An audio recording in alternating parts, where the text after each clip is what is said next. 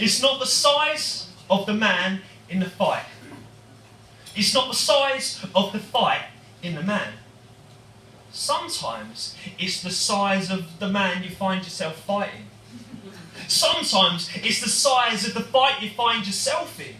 And the latter was the case many moons ago in the moon on the square after a flying chair that hung in the air came crashing down to earth, followed by the supporting fire of a pint glass, like a warning shot against the bow to test his nerve and his resolve.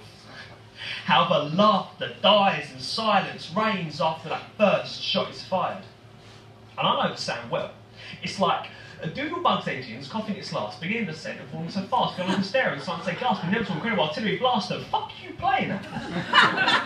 And so begins a war of words, as tiny propaganda mills spring up in heads of lager louts who carefully plot each word and shout they send to press without delay. The next word he begins to say these racial slurs with vision birds, so many shouting none are heard.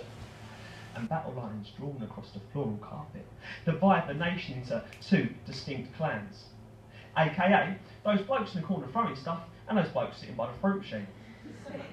Each steeped in a history that spanned an afternoon, in a feud that lasted a moment, in a bond bound in beer and fear appearing the lesser man. They break from their trenches. The soldiers clash, the rooms are mess, and spilling drinks and upturned desks and light giraffes, these craning necks of pissheads and punters and little old me. At tender 18.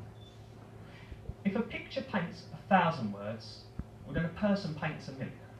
And a person's our picture in front of me personified a billion tales of space odyssey ape men grasping clubs and claiming lives. Of Spartans and Athenians on Elysian fields still clashing, killing, colliding as the millennia march on. Our history scarred with so many tales of so many Cains and so many Abels. Yet I stood frozen still. I was unable to kill. I was unable to partake in man's base need to throw a pint, throw a chair, throw a punch or war declare. I guess if you trace my lineage back against a vast expanse of time, you'll see that I am the forgotten son of Abel. And it seems that I'm destined to stand confused and watch from afar as these sons from Cain play their game, as they have and will do since time began. Thank you so much.